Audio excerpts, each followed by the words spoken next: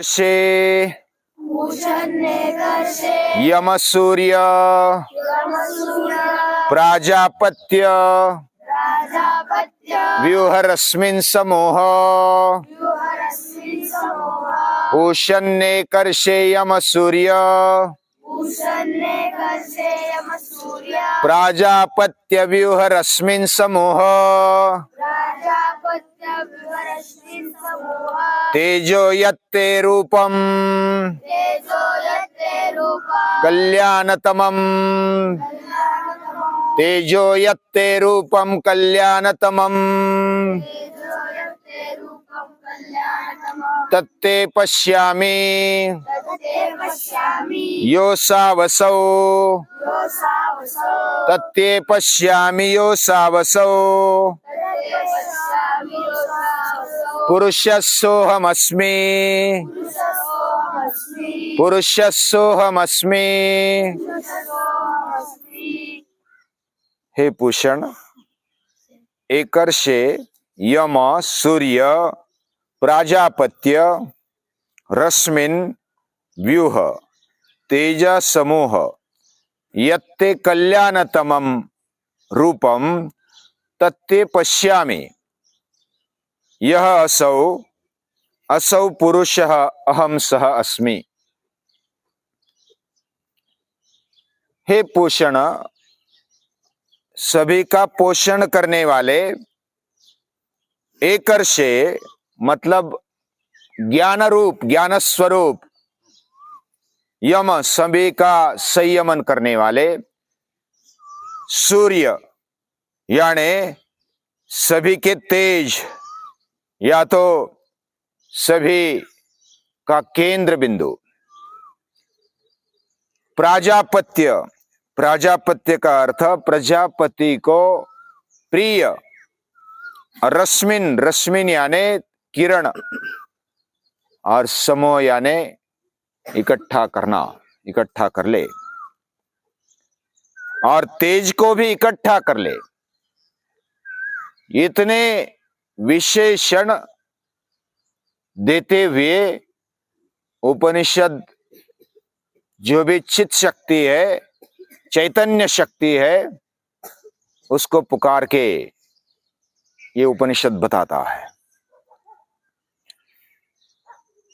अभी पहले मंत्रों में हमने ईशावास्यमिदं सर्वम से लेकर के यानी सभी जगत, यत्किंच जगत्याम जगत, ये सभी ईश से ईश्वर से भरा हुआ है, उसका निवास स्थान है।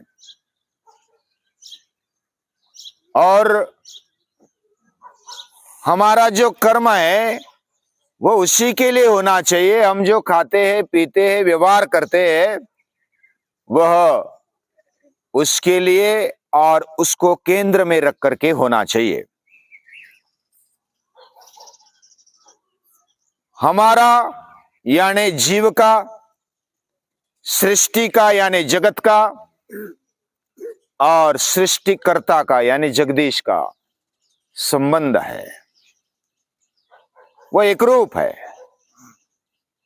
हमारे बाह्य दृष्टि से, बाह्य इंद्रियों से वह अलग अलग भासता है, अलग अलग लगता है, लेकिन अगर सुसूक्ष्म बुद्धि से हम अगर विचार करेंगे तो गहराई से जैसे बाहर से अलग अलग बल्ब दिखाई देते हैं, लेकिन अंदर विद्युत या तो बिजली एक ही होती है, उसी प्रकार इस सृष्टि में अलग अलग शक्तियां दिखते हुए भी, अलग अलग उसका आविष्कार देखते हुए भी, उसके पीछे देखने वाला वह उसमें एकत्व देखता है। और इस मंत्र में जो भी बताया गया है, रश्मि यानी किरण, और ऐसे दो प्रकार के किरण हमारे जीवन में होते हैं। एक ज्ञान किरण होता है और दूसरा प्रसाद किरण होता है। और ईश्वर ये किरण देने वाला है, ज्ञान किरण है और प्रसाद किरण है। ज्ञान से हमारी हलचल होती है, भले झूठा हो सच्चा हो, जो भी ज्ञान हमें होता है, जो भी हमें मालूम पड़ता है, उससे हम हलचल करते हैं, उससे प्रवृत्तिमय हमारा जीवन हो जाता है। यानी उदाहरण देता हूं, जैसे कोई चमकती हुई चीज देखी, उसका ज्ञान हुआ कि ये चमकती है, तो हम लेने के लिए दौड़ते हैं, ये प्रवृत्ति हो गई, कर्म हो गया। तो ज्ञान से जो प्रसाद किरण है, उससे ये जो पूरा जगत है ना, इंद्रियों से जो भी हम भोगते उससे सुख होता, और वह सुख ये प्रसाद रूप है। हालांकि सभी पदार्थों को, सभी हमें जो मिला है, उसको प्रसाद रूप समझना ये बड़ी दृष्टि है। यानी जो व्यापकता से और ऊंचा विचार करेगा, उसकी ये दृष्टि होने लगेगी कि मुझे जो मिला वो प्रसाद रूप में मिला है। ये दृष्टि बड़ी है। लेकिन ये प्रसाद किरण हमें सुखी बनाता है, हमें खुश करता है, प्रसन्न रखता है। ये भी किरण आती है भगवान से, उस तेज से, चैतन्य से एक ज्ञान किरण आती है और एक प्रसाद किरण आती है, लेकिन वो बिखरी हुई है। हमारे तक आने के लिए वो बिखरी हुई है, उसको इकट्ठा कर ले, साथ में जोड़ के उसको आने दे।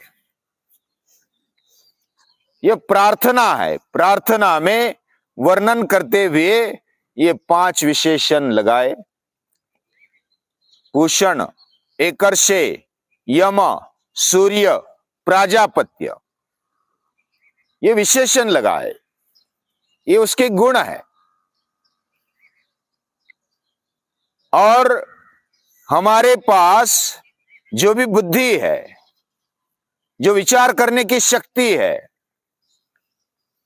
वो हमें चलायमान करने के लिए, प्रवृत्त करने के लिए वह कारण बन जाती है। और अंदर से जो लगता है, यानी जीने पर, कोई भी भोग भोगने पर हमें अच्छा लगता है, ये प्रसाद किरण है। ये महसूस होता है, ये भाव हमारे अंदर जगता है, ये जो मुझे मिला बहुत अच्छा हुआ। जो गुड फीलिंग होना, ये प्रसाद किरण है। यह भगवान का प्रेम रूप है। भले भोग के कारण अच्छा लगता हो, या तो भगवान का प्रसाद समझकर अगर हम भोग लेते तो वो बड़ी अच्छी बात है, लेकिन उससे भी हमें प्रसाद मिला, प्रसन्नता मिली, ऐसा महसूस होता है। लेकिन ये जो बिखरा हुआ है, वो बिखरा हुआ ज्ञान, बिखरे हुए विचार, बिखरी हुई बुद्धि और बिखरा हुआ प्रसाद, जो भी वस्तु या तो भोग वस्तु ये है, उसको इकट्ठा करके हमारे पास आने दो। ऐसी एक प्रार्थना है इस मंत्र में। पिछले मंत्र में हमने जो देखा कि हमारे लिए भगवान जो भी करता है, जो भी देता है, उसका रूप और हमारा रूप, यह सत्य रूप और प्रिय रूप भगवान का रूप है और हम उसी के ही अंश है। लेकिन ये जब समझते हैं, ये जब प्रार्थना करते हुए हम कुछ दर्शन करते हैं, कुछ समझ में आने वाली बातें हमारे जीवन में हमें कुछ अनुभूति दे देती है। यानी प्रार्थना है, पहले प्रार्थना करते हैं इस मंत्र में, और प्रार्थना से जो भगवान हमें दिखाई देते हैं, जो सृष्टि दिखाई देती है वह अलग अलग रूपों में दिखाई देती है, और उसका जब अनुभव होता है, उसके पीछे वाली जो दृष्टि हमें हो जाती है, जो दर्शन हो जाता है, उससे प्रतीति होती है, मतलब अनुभव आ जाता है। और उसका अनुभव होना, ये अगर दैवी अनुभव हमारे जीवन में आने लगता है तो वो साक्षात्कार है। यानी भगवान का हाथ, भगवान का तेज, भगवान का रूप हमें दिखाई देता है, महसूस होता है, तो वो हमारे लिए प्रसाद है और वो अनुभूति है। यानी प्रसाद रूप में जो भी आपसे तेज मिलता है, जो ज्ञान मिलता है, जो प्रसाद मिलता है, वो हमारे लिए इकट्ठा करके भेज दे। ज्ञान का यानी समझदारी का, या तो विचारों का, और दूसरी तरफ जो फीलिंग्स हमारे जीवन में होती है, भावनाएं, उसका कॉम्बिनेशन होना चाहिए। सारांश में अगर हमें लेना है, इस मंत्र में कुछ बताया है, तो हमारे विचारों को, जो अलग अलग विचार आते हैं, अलग अलग किरण हमारे जीवन में दिखाई देते हैं, उसको इकट्ठा करके, उसको साथ में लेकर के, और दूसरे भाव है, हमें जो फीलिंग्स होते हैं, विचार और भाव, ये शुद्ध रूप में आकर के इकट्ठा होने चाहिए। और वैसा ही होता है अगर सुसूक्ष्म बुद्धि से हमारा हृदय, हमारा अंतःकरण जब साथ में लग जाता है विचारों के साथ, तब भगवान का रहस्य हमारे दिमाग में, हमारे जीवन में आने लगता है। यानी बुद्धि से हम उस तक पहुंचते हैं। पहले तो ये शरीर और इंद्रिय, ये बाह्य रूप है। ये बाह्य रूप जैसे हमारा शरीर और इंद्रियों का रूप है, वैसा ये सृष्टि का भी रूप है। ये भौतिक बात है, पंचमहाभूतों से बनी हुई है। पंचमहाभूत कौन से है? पृथ्वी, आप, तेज, वायु, आकाश। ये जो सृष्टि में दिखाई देता है वही हमारे अंदर है, वही शरीर के अंदर है। शरीर और इंद्रियों में वही दिखाई देता है, लेकिन ये भौतिक रूप है। ये भौतिक रूप जब हम विचार पूर्वक मनन चिंतन से उसकी चिकित्सा करते हैं, तो गहराई से हमारी बुद्धि रहस्यमय ऐसी चीजों को पहचानने में सक्षम होने लगती है। ये सृष्टि, ये जीवन हमें मिला, ये क्या है? उसके पीछे वाली ताकत, शाश्वत जो भी है, वो क्या है? ये हम विचार करने लगते हैं। कोई भी हलचल होती है ना, कोई भी हलचल देखो, पंछी उड़ते हैं, उनकी हलचल है, हवा बहती है, वह हलचल महसूस होती है, नदी बहती है, पानी की हलचल दिखाई देती है। ये परिवर्तनशील जगत का जो अगर व्युत्पत्ति देखेंगे तो गच्छति इति जगत, जो जाता है, चलता है, वह जगत है। और जो चलता है या तो परिवर्तनशील दिखाई देता है, हिलता है, उसके नीचे एक फाउंडेशन होता है। कौवा उड़ता है तो आकाश है, स्पेस है। हम चलते हैं तो जमीन है नीचे, पानी बहता है तो जमीन है, उसका आधार है। यानी कोई हिलता है तो उसके पीछे, उसके फाउंडेशन में कोई शाश्वत ऐसी ताकत है। समझो कि पृथ्वी घूमती है, सूर्यमाला घूमती है, तो घूमती है, इसका मतलब उसको घूमने के लिए जगह है, उसका फाउंडेशन है। ये विज्ञान बताता है, हमारी बुद्धि ये अंदाजा लगा लेती है। वैसा ही ये परिवर्तनशील जो जगत है, सृष्टि है, उसके पीछे एक शाश्वत ताकत है। और ऐसा भाव खड़ा होना, एक विचार चल रहा है और विचारों के साथ साथ हमारे अंदर जो भाव पैदा होते हैं उनका कॉम्बिनेशन होना चाहिए। हम केवल विचारों से भगवान को नहीं पकड़ सकते, उसके पीछे भाव होना चाहिए, प्रेम होना चाहिए। प्रेम से वो हमें अनुभूति देगा, यानी भगवान की कृपा से ही ये संभव हो सकता है। तो इस मंत्र में प्रार्थना है। प्रार्थना क्या है? पहले 2 चरणों में प्रार्थना है।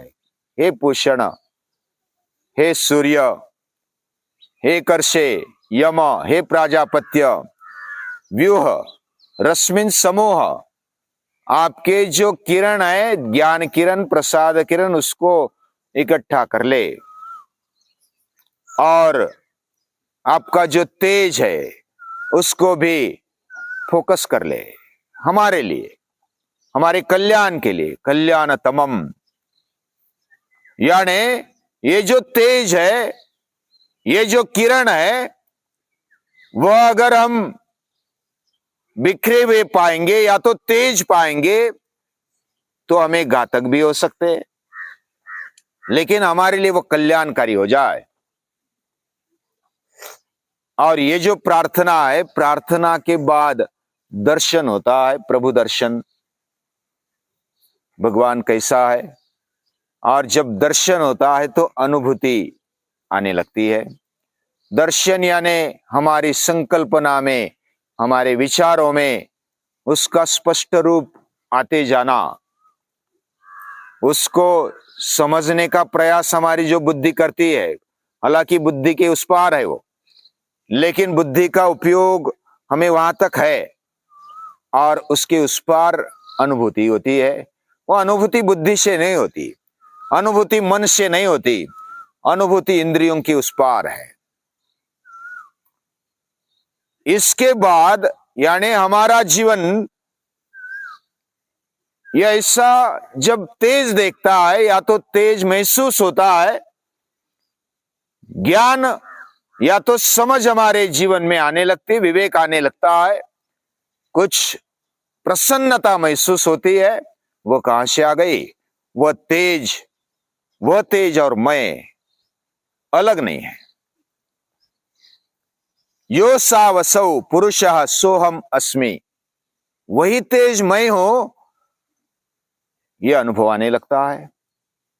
ये इंद्रियों से नहीं आता, ये मन या बुद्धि से नहीं होता, लेकिन ये कारण बनते हैं, ये साधन बनते हैं और अंदर से आत्मशक्ति हमारे जीवन को एक प्रसाद रूप बना देती है, अनुभूति दे देती है। तो ये बात इस मंत्र में बताई।